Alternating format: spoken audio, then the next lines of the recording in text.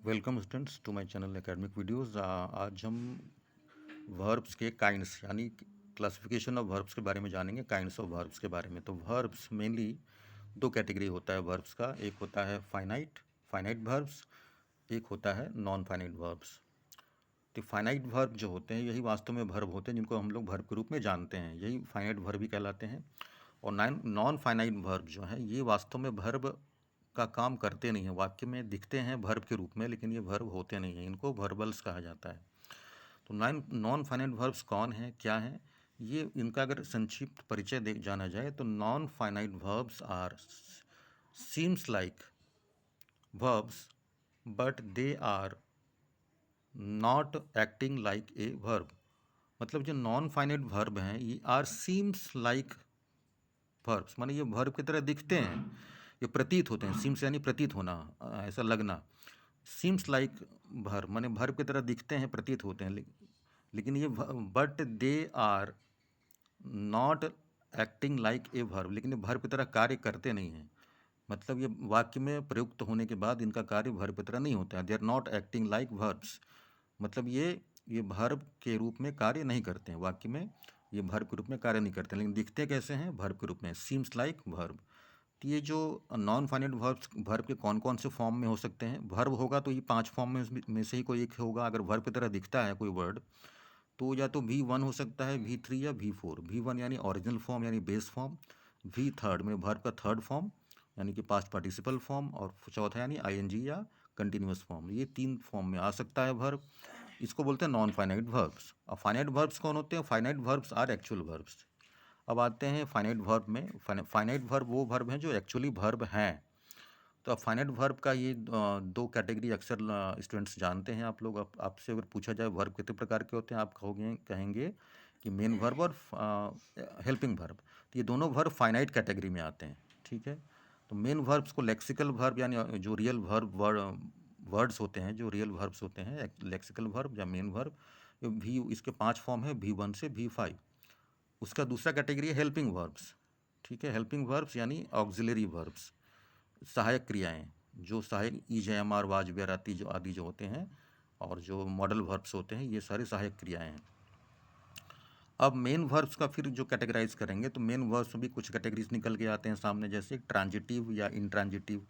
Transitive यानी सकर्मक क्रियाएं, वो क्रियाएं जिनका कोई ऑब्जेक्ट या, ठीक है, विधेय होता है, ठीक है। मतलब ऑब्जेक्ट, जिस वर्ब के बाद कोई ऑब्जेक्ट वाक्य में प्रयोग होता है, जैसे कोई कार्य क्या किया गया या किसके ऊपर किया गया कोई कार्य। जैसे आई एम प्लेइंग फुटबॉल, तो प्लेइंग कार्य है, तो क्या प्लेइंग है, क्या खेल रहे हैं, तो फुटबॉल खेल रहे हैं, तो फुटबॉल यहाँ पे इस प्लेइंग का ऑब्जेक्ट है। तो यहाँ पे जो प्लेइंग वर्ब हो गया वो क्या हो जाएगा, मेन वर्ब में आता है। प्लेइंग मेन वर्ब है, लेक्सिकल वर्ब है, तो प्लेइंग हो जाएगा ट्रांजिटिव। अब एक इंट्रांजिटिव एग्जाम्पल, वही प्लेइंग फिर इंट्रांजिटिव भी हो सकता है। मैंने लिखा आई एम प्लेइंग, मैं खेल रहा हूँ, तो मैं क्या खेल रहा हूँ या पता नहीं चल रहा है। या फिर जो अगर क्वेश्चन पूछा जाए वर्ब से कि व्हाट प्लेइंग या हुम प्लेइंग, तो आंसर नहीं आएगा। तो ऐसे प्लेइंग जो है वर्ब है यहाँ पे हो जाएगा इंट्रांजिटिव। ऑब्जेक्ट को ढूंढने का तरीका है, वर्ब के पहले व्हाट या हुम दोनों में से कोई एक लगा के क्वेश्चन बनाते हैं।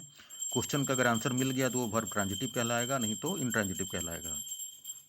अगर व्हाट और हुम लगा के अगर आंसर क्वेश्चन बनाते हैं और आंसर मिल जाता है, इसका मतलब उसका कोई ऑब्जेक्ट है, और ऑब्जेक्ट है तो ट्रांजिटिव है, नहीं तो इंट्रांजिटिव है, ठीक है। नेक्स्ट है रेगुलर या इरेगुलर। रेगुलर और इरेगुलर ये का इसके अनुसार होता है, मतलब बनावट के अनुसार। जिस वर्ब का सेकेंड फॉर्म और थर्ड फॉर्म यानी V2 और V3 में डी और ईडी बना के बनाते हैं, और जो लगभग सेम होता है, मतलब एक एग्जैक्ट वही होता है, जो सेकंड फॉर्म में वही थर्ड फॉर्म होगा, उसको रेगुलर वर्ब बोलते हैं। एग्जाम्पल क्या है, प्ले पहला फॉर्म है, दूसरा फॉर्म क्या होता है, प्लेड, तीसरा फॉर्म क्या होता है, प्लेड। तो ऐसे वर्ब्स को रेगुलर वर्ब बोलते हैं, ठीक है। वॉक पहला फॉर्म, दूसरा क्या होगा वॉक्ड, तीसरा भी होगा वॉक्ड, तो ऐसे को रेगुलर वर्ब बोलते हैं। इरेगुलर क्या होता है, जिसका सेकंड और थर्ड फॉर्म अलग अलग होता है और एक नहीं होता है, DED से नहीं बनता है। For example go, went, gone. तो वेंट और गॉन सेकंड और थर्ड फॉर्म है, तो ये दोनों अलग अलग है और DED से नहीं बना है, ठीक है। कम पहला फॉर्म है, केम दूसरा, फिर से कम, तो सेकंड हो गया केम, और थर्ड हो गया कम, तो दोनों अलग अलग हैं, डी से नहीं बना, तो ये इरेगुलर वर्ब होंगे। तो रेगुलर वर्ब को स्ट्रॉन्ग वर्ब भी बोला जाता है, इसको वीक वर्ब से बोला जाता है। नेक्स्ट है डायनेमिक और स्टैटिक। तो डायनेमिक मतलब डायनेमिक या डायनेमो का मतलब ये होता है गतिशीलता, यानी मूवमेंट, इसमें कोई गति हो, कोई मूवमेंट हो। स्टैटिक माने स्थिरता। तो वैसे वर्ब जिनसे किसी मूवमेंट का पता चलता हो, चलने का, हाथ का, पैर का, मुंह का, किसी भी चीज़ का मूवमेंट होता हो, वहाँ पे डायनेमिक बोलते हैं उसको। और स्टैटिक जहाँ पे कोई स्थिरता है। For example he is walking, तो वो चल रहा है, पैदल चल रहा है, तो वॉकिंग क्या है, वहाँ पे मूवमेंट बता रहा है, तो डायनेमिक वर्ब में आएगा। ही इज़ सिंगिंग, तो वो गा रहा है, तो गाने में भी मुंह का मूवमेंट होता है, मुंह हिलता है, तो वो भी डायनेमिक वर्ब में आएगा। ठीक है। ही सिटिंग ऑन द बेंच, वो बेंच पर बैठा है, तो सिटिंग जो है यहाँ पे जो आ रहा है, तो ये सिटिंग वर्ब तो है, लेकिन ये यहाँ पे कोई मूवमेंट नहीं है, बैठने पे कोई मूवमेंट नहीं है, तो बैठा मतलब वहाँ पे एक मतलब स्थिरता आ रही है। तो ऐसे वर्ड्स को स्टैटिक वर्ब बोलते हैं। स्टैटिक माने स्थिर भाव वाले वर्ब, ये गतिशील भाव वाले वर्ब हो गए। तो स्लीपिंग हो गया, सिटिंग हो गया, ये सारे स्टैटिक वर्ब हैं। वॉकिंग, रनिंग, सिंगिंग, स्विमिंग, ये सारे, डांसिंग, ठीक है, ये सारे हो गए डायनेमिक वर्ब्स। अब आते हैं हेल्पिंग वर्ब्स पे, यानी ऑक्सिलरी वर्ब्स में। इसका मेनली दो ही कैटेगरी होता है, प्राइमरी ऑक्सिलरीज, इसको एक होता है, पहला होता है प्राइमरी ऑक्सिलरीज, ठीक है, पहला कैटेगरी हो गया इसका। और दूसरा होता है इसका मॉडल वर्ब्स। ये दो कैटेगरी होते हैं ऑक्सिलरी वर्ब्स के।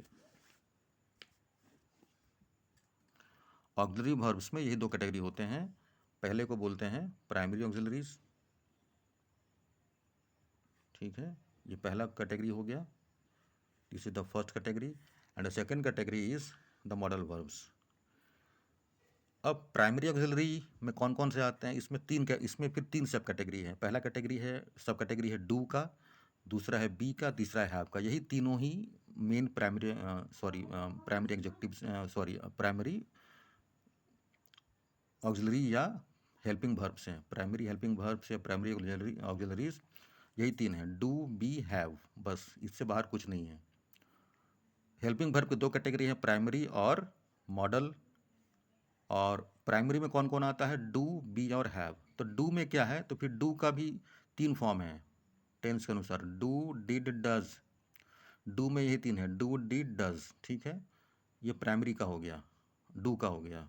बी में 8 होते हैं, कौन कौन होता है, बी में is, am, are, was, were, be, being और बीन, ये सारे बी कैटेगरी में आते हैं। बी वाले, बी मने होता है इज, एम, आर, इज मने भी हैं, एम मने भी हैं, आर मने भी हैं, तो बी का मतलब होता है।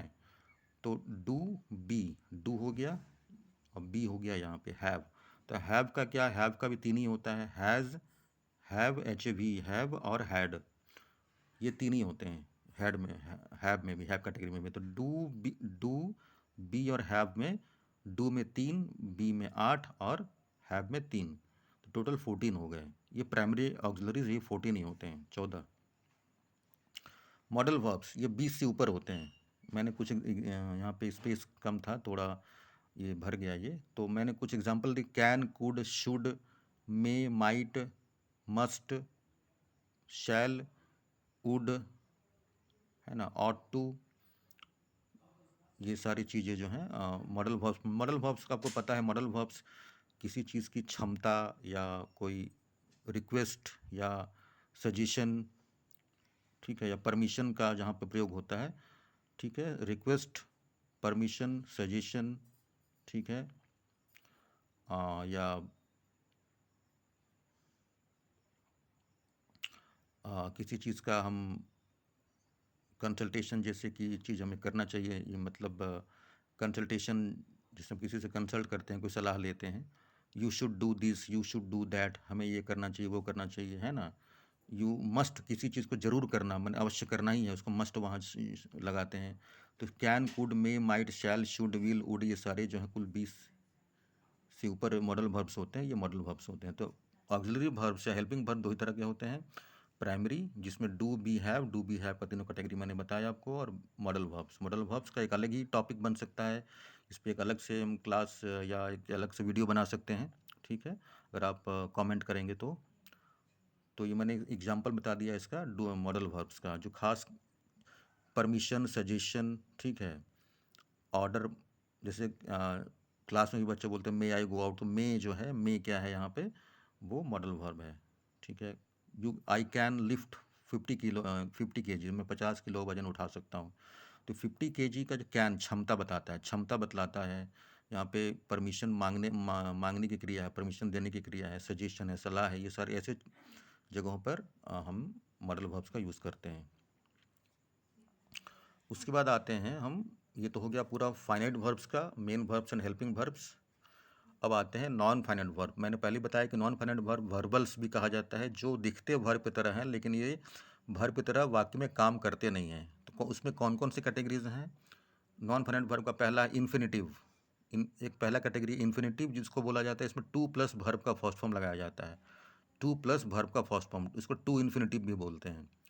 वर्ब का मेन फॉर्म के साथ पहले अगर टू लगा रहे तो मान के चले, वो जान लीजिए कोई इन्फिनिटिव है, और वो वर्ब वो वास्तव में वाक्य का मेन वर्ब नहीं है। जैसे I have to go, I have to go, मुझे जाना है। I have to read, I have to walk. तो यहाँ पे बोलूँ कि आई हैव टू गो वाले एग्जाम्पल में, अगर आई हैव टू गो जो हो गया इन्फिनिटिव हो गया, मुझे जाना है, तो यहाँ पे वर्ब है कौन? यहाँ पे वर्ब हैव है, टू गो वर्ब नहीं है यहाँ पे।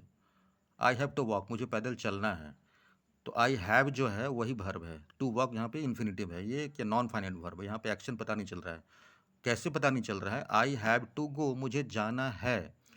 अब मैं जाऊँगा कि नहीं जाऊँगा ये कन्फर्म नहीं है, पास्ट टेंस का ये है नहीं। प्रेजेंट टेंस में मैं चल नहीं रहा हूँ, ना ही मैं चलता हूँ, ना मैं चल रहा हूँ, या मैं जा रहा हूँ, ये भी नहीं है। और फ्यूचर में मुझे जाना है, मैं जाऊँगा कि नहीं ये कन्फर्म नहीं है, इसलिए ये नॉन फाइनाइट वर्ब में आता है। आई है, ठीक है। It is better to walk, पैदल चलना अच्छा है। It is better to walk, तो यहाँ पे टू वॉक, पैदल चलना अच्छा है। आप चले थे या चल रहे हैं या चलेंगे, ये कंफर्म नहीं हो रहा है, केवल ये बोला जा रहा है कि पैदल चलना अच्छा है। तो यहाँ बोलेंगे इस वाक्य में वर्ब कौन सा है? वर्ब, इस वाक्य में वर्ब इज है। यहाँ पे हेल्पिंग वर्ब इज से ही इस वर्ब की का कंप्लीशन हुआ है, वर्ब वाक्य को पूरा किया गया है। तो to go, to walk, to sing, ये सारे जो इन्फिनिटिव में आते हैं। दूसरा आता है, ये तो इसका मतलब है कि मैंने आपको पहले ही बताया था, यहाँ पे देखिए कि V1 में हो सकता है, V3 या V4 में हो सकता है। तो यहाँ पे इन्फिनिटिव हमेशा V1 रहेगा, उसके आगे टू लगा रहेगा, तो मान के तब आप समझ जाएंगे कि ये वास्तव में इन्फिनिटिव है, नॉन फाइनाइट वर्ब है, ये वाक्य में वर्ब ये नहीं है। इसकी पहचान है टू प्लस वर्ब का फर्स्ट फॉर्म। पार्टिसिपल्स, ये V3 या V फॉर्म की शक्ल में हो सकता है, मतलब ये V3 या V4 में भी आपको दिखेगा, ठीक है, लेकिन ये वास्तव में नॉट एक्टिंग लाइक वर्ब, लेकिन वर्ब की तरह काम नहीं करेगा। पार्टिसिपल के ऊपर एक अलग से वीडियो बनाना, अगर आपको इसका विस्तृत जानकारी चाहिए तो। वाक्य में ये जो है, इसका एग्जाम्पल मैंने लिखा है, चूँकि इसका एग्जाम्पल इतने छोटे में समझ में नहीं आएगा। आप याद रखिए कि पार्टिसिपल्स जो है नॉन फाइनाइट वर्ब का, जो थर्ड और फोर्थ, देखिए थर्ड और फोर्थ फॉर्म यहाँ भी हो सकता है मेन वर्ब्स में, तो वो मेन वर्ब का अगर काम है तो मेन वर्ब का ही काम करेगा। लेकिन वही जहाँ पे मैंने लिखा है कि V1 से V5 पांचों फॉर्म मेन वर्ब का है, लेकिन कुछ ऐसे भी वर्ड जो वर्बल्स के रूप में प्रयोग किए जाएंगे, दिखेंगे V3 या V4 के रूप में, लेकिन वास्तव में वर्ब होते नहीं हैं, वो वर्ब का काम करते नहीं हैं, ठीक है। जैसे फॉर एग्जांपल, घर जाते हुए मैंने एक हाथी देखा। घर जाते हुए मैंने एक हाथी देखा, तो यहाँ पे घर जाते हुए, ये जो जाते हुए, while on the way to home I saw an elephant, इसका ट्रांसलेशन ये होगा, while on the way to home, while on the way home I saw an elephant. तो घर जाते हुए, तो मैंने, इसका जो मेन वर्ब क्या है, मैंने हाथी देखा, आई सॉ, यहाँ पे सॉ जो है वो मेन वर्ब है, लेकिन कब देखा? घर जाते हुए। तो while on the way home, तो ऑन द वे होम, ठीक है, तो यहाँ पे घर जाते हुए, यहाँ पे on the way home I saw, तो घर जाते हुए जो यहाँ पे मुख्य क्रिया नहीं है, यहाँ पे मुख्य क्रिया है कि मैंने हाथी देखा, तो इसलिए जो ऑन द वे होम, ठीक है, तो आई सॉ जो है वो तो ठीक है, वो मेन वर्ब है, लेकिन while on the way to home, या फिर हम while going home, while going home, तो यहाँ पे जो गोइंग होम है, घर जाते हुए, यहाँ पे ये वाला गोइंग जो है आपका पार्टिसिपल में आएगा, मैंने एक हाथी देखा, तो घर जाते हुए मैंने क्या देखा? हाथी। तो यहाँ पे मेन वर्ब हाथी देखना ही मेन वर्ब है कि मैंने एक हाथी देखा। घर जाते हुए उसमें मैं घर, लेकिन यहाँ पे जो व्हाइल गोइंग होम, ठीक है, या फिर ऑन द, जब ऑन द वे लगा देंगे तब तो वहाँ पे वर्ब गायब ही हो जाएगा। अब गोइंग लगाएंगे तो अब हम वर्ब समझ में, कहाँ गोइंग दिख रहा है, V4 दिख रहा है यहाँ पे, लेकिन वो वास्तव मेन वर्ब है नहीं। यहाँ पे मेन जो वर्ब है हाथी देखने की क्रिया, वही बताने का प्रयास किया जा रहा है कि मैंने हाथी देखा। और घर जाते हुए देखा, तो यहाँ पे घर जाने की क्रिया को मुख्य क्रिया के रूप में नहीं बताया गया है। अगर मैं ऐसे बोलूँ कि मैं घर जा रहा था, आई वॉज गोइंग होम, तब यहाँ पे गोइंग, यहाँ पे इसमें आ जाएगा, लेक्सिकल वर्ब में आ जाएगा, और वो मेन वर्ब के रूप में काम करेगा। लेकिन मैं घर जाते हुए मैंने एक हाथी देखा, तो वो जो है वो while going home I saw an elephant, यहाँ पे गोइंग जो है ये पार्टिसिपल में आ जाता है, जो मेन वर्ब की भूमिका में नहीं है, not acting like verb. Main verb यहाँ पे हाथी को देखना, आई सॉ एन एलिफेंट, तो सॉ जो है वहाँ मेन वर्ब होगा असली। फिर नेक्स्ट आता है जिरंड। जिरंड होता है ये वर्ब का फोर्थ फॉर्म, V+V1+ing, यानी कि ing फॉर्म होता है, माने वर्ब का चौथा फॉर्म। देखिए जिरंड जो है ये वर्बल से, ये भी नॉन फाइनाइट वर्ब है, नॉट एक्टिंग लाइक वर्ब। ये दिखेगा भी form, going, coming, walking, singing के रूप में दिखेगा, लेकिन ये वर्ब होता नहीं है। एग्जाम्पल क्या है? आई लाइक वॉकिंग, मुझे पैदल चलना पसंद है। आई लाइक सिंगिंग, मुझे गीत गाना पसंद है। आई लाइक साइकिलिंग, मुझे साइकिल चलाना पसंद है। अब देखिए यहाँ पे पहला है कि आई लाइक वॉकिंग, तो आई लाइक वॉकिंग तो मुझे पैदल चलना पसंद है, लेकिन मैं पैदल चल नहीं रहा हूँ, ना ही मैं पैदल चला था, ना ही मैं पैदल चलूँगा। ये तीनों में से कुछ नहीं है इसमें, कि प्रेजेंट, पास्ट, फ्यूचर में कोई वर्ब, पास्ट में कोई वर्ब वो क्रिया हुई थी, या वर्तमान में हो रही है, या होती है, या आगे होगी, कुछ नहीं है। मुझे केवल पैदल चलना पसंद है, आई लाइक वॉकिंग। तो यहाँ पे इस तरह के जो वर्ड हैं वो जिरंड कहलाते हैं। इसमें केवल वर्ब भी का चौथा फॉर्म का प्रयोग किया जाता है। तो जो वर्बल्स हैं नॉन फाइनाइट वर्ब, उसमें V1, V3 या V4 का ही प्रयोग रहेगा। दिखेंगे बिल्कुल वर्ब की तरह, लेकिन ये वर्ब का काम करेंगे नहीं, ठीक है। तो जिरंड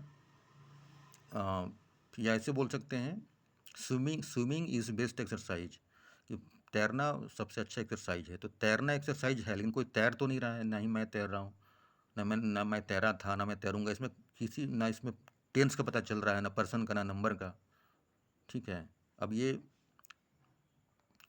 तो यहाँ बोलोगे इस वाक्य में भर्ब कौन है, तो ईज यहाँ पे भर्ब है, हेल्पिंग भर्ब से इस वाक्य को पूरा किया गया है। तो जिरंड उसको बोलते हैं जहाँ पे वर्ब के चौथे फॉर्म का प्रयोग, यानी कि आईएनजी फॉर्म का प्रयोग किया जाता है, और किसी कार्य के बारे में चर्चा की जाती है। वो कार्य होता नहीं है, उस कार्य की चर्चा की जाती है, जैसे गोइंग या सिंगिंग। आई लाइक सिंगिंग, मुझे गीत गाना पसंद है। लेकिन तो सिंगिंग पसंद है, लेकिन सिंगिंग कोई कर नहीं रहा है, ना ही हुआ था उसकी चर्चा है, ना होगी उसकी चर्चा है, बस पसंद है, बस वो कार्य की चर्चा है। तो लोग उस ऐसे चीज़ों को बोलते हैं जिरंड, जिरंड, ठीक है। या एक और एग्जांपल दे देते हैं, ठीक है। आई लाइक पेंटिंग, मुझे चित्र बनाना पसंद है। तो मैं चित्र बनाना पसंद है, तो यहाँ पे पसंद है की बात की गई है, तो यहाँ पे वर्ब है इज होगा। आई लाइक, यहाँ पे लाइक जो है पसंद है, पसंद, लाइक यहाँ पे जो है वर्ब के रूप में है। पेंटिंग, तो पेंटिंग माने होता है चित्र बनाना।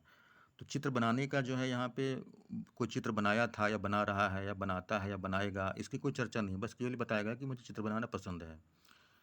तो इस तरह से जब वर्ब का प्रयोग किया जाता है वर्बल्स, तो उसको वर्बल्स कहते हैं, या नॉन फाइनाइट वर्ब होते हैं। Non finite verbs are seems like verbs, V1, V3, V4 के रूप में हो सकते हैं, पहले, तीसरे, चौथे फॉर्म में, but they are not acting like a verb, लेकिन वो वर्ब की तरह एक्ट नहीं करते हैं। तो इस तरह से हम कह सकते हैं कि ये नॉन फाइनाइट वर्ब जो होते हैं, वर्बल्स, जो वर्ब की तरह दिखते तो हैं वाक्य में, लेकिन वो वर्ब की तरह काम करते नहीं हैं। मेन वर्ब्स कौन होते हैं? फाइनाइट वर्ब्स ही होते हैं। इसके भी दो कैटेगरी फाइनेंस के एक्चुअल वर्ब्स हैं, मेन वर्ब्स और auxiliary helping verbs. Finite verb जो रियल वर्ब्स हैं उसके दो कैटेगरी हैं, मेन और हेल्पिंग या ऑक्सिलरी, और मेन या लेक्सिकल, हेल्पिंग या ऑक्सिलरी, इसका मैंने आपको पहले बता दिया। तो ये वर्ब का कैटेगरी था। अगर इसमें आपको, उम्मीद करते हैं, आशा करते हैं कि आपको इसमें समझ में आया होगा, काफ़ी कुछ आपको डाउट क्लियर हुआ होगा, और काफ़ी कुछ नई चीज़ें एक नए ढंग से आपको जानने को मिली होंगी। अगर कुछ इसमें रह गया है या कोई त्रुटि है या कोई कमी है या कुछ ऐसा लग रहा है कि नहीं ये ऐसा नहीं ऐसे होना चाहिए, तो आप मुझे कमेंट कर सकते हैं। अगर वीडियो पसंद आए तो उसको लाइक ज़रूर करें, चैनल को सब्सक्राइब करें, और आगे भी इस तरह से वीडियो बनता रहेगा, इंग्लिश ग्रामर में, मैथमेटिक्स में, अकाउंटेंसी में भी। ठीक है, thank you for watching this video.